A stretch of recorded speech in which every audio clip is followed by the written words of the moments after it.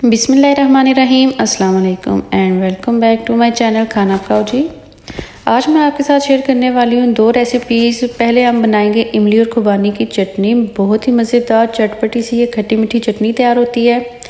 और दूसरी रेसिपी हम बनाएंगे शकरकंदी यानी कि स्वीट पोटैटोज़। बहुत ही मज़े की और आजकल सीज़न भी है, बाज़ार में बहुत अच्छी मिल रही है।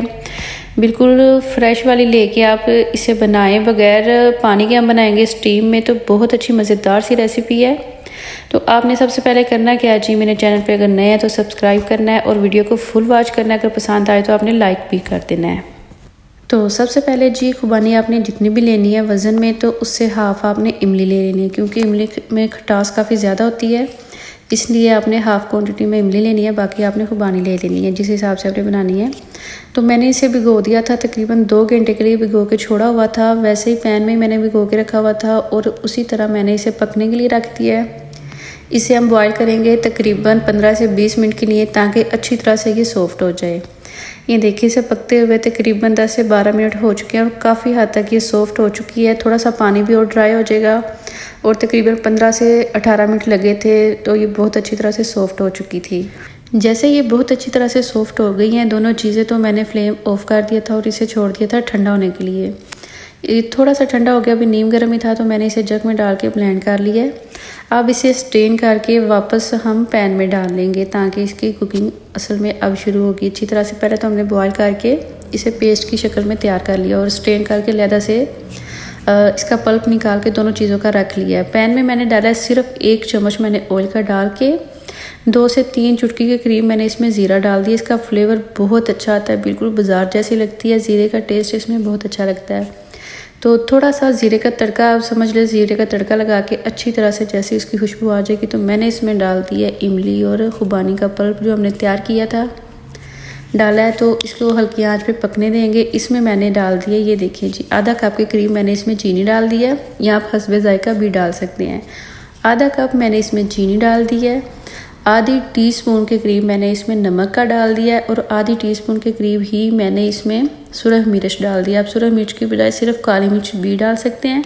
और मैंने 2 से 3 चुटकी के करीब इसमें काली मिर्च भी ऐड की है। ये काली मिर्च है। और 2 चुटकी के करीब मैंने बाद में इसमें काला नमक भी डाला था, वो मैं आपको दिखा नहीं सकी हूँ। सारी चीज़ें डालने के बाद बहुत अच्छी तरह से मिक्स करेंगे और इसे हल्की आँच पर पकने देंगे।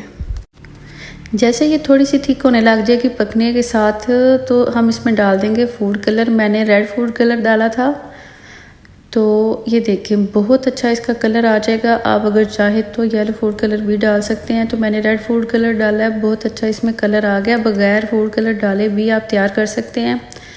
वैसे वो कलर डालने का मकसद सिर्फ ये है कि और भी ज़्यादा अच्छा लगे। ये मैंने थोड़े से इसमें सफ़ेद तिल डाले हैं, ताकि इसकी खूबसूरती भी निकल के आए और ये और भी ज़्यादा टेस्टफुल और अच्छा लगे देखने में। थोड़ा सा मैंने इधर ही चूल्हा तेज़ कर दिया था, ताकि जल्दी से हमारी चटनी बन के तैयार हो जाए। सारी चीज़ें इसके अंदर जो हमने मसाला या चीनी डाली है बहुत अच्छी तरह से ये पक चुकी थी।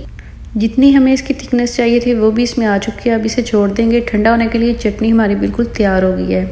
तो दूसरी तरफ हम तैयारी कर लेते हैं शकरकंदी को स्टीम करने की। सबसे पहले मैंने इसे छील लिया। आप बगैर छीले भी इसे स्टीम कर सकते हैं। तो मैंने छीला इसलिए ताकि बाद में थोड़ा सा ज़्यादा ही ईजी हो जाता है खाने में, सिर्फ निकालें और खाएं, एंजॉय करें। ये देखिए जी, मैंने सबसे पहले शकरकंदी को छील लिया। ये ज़रूरी नहीं है।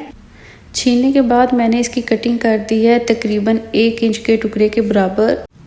अगर आप चाहे तो पूरा पीस भी शकरकंदी का स्टीम या बॉईल कर सकते हैं। वैसे स्टीम करें तो ज़्यादा अच्छी और मज़ेदार सी इसका अपना टेस्ट कायम रहता है। पानी हम इसमें बिल्कुल भी नहीं डालेंगे।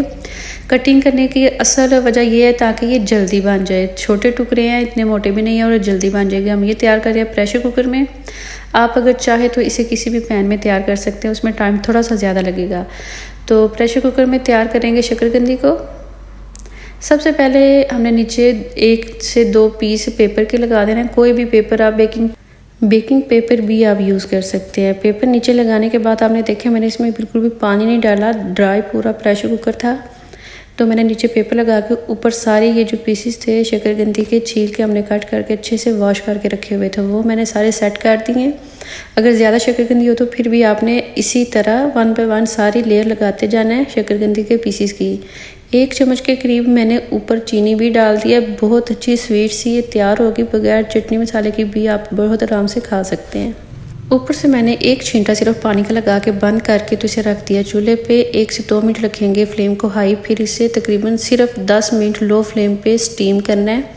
प्रेशर के अंदर ना ही प्रेशर जलेगा ना ही साथ चिपकेगी। बहुत अच्छी आप देखें हमारी शकरकंदी तैयार होगी सिर्फ 10 मिनट में। अगर शकरकंदी के पीसेस बड़े हों तो आप टाइम भी उसी हिसाब से बढ़ा दीजिएगा।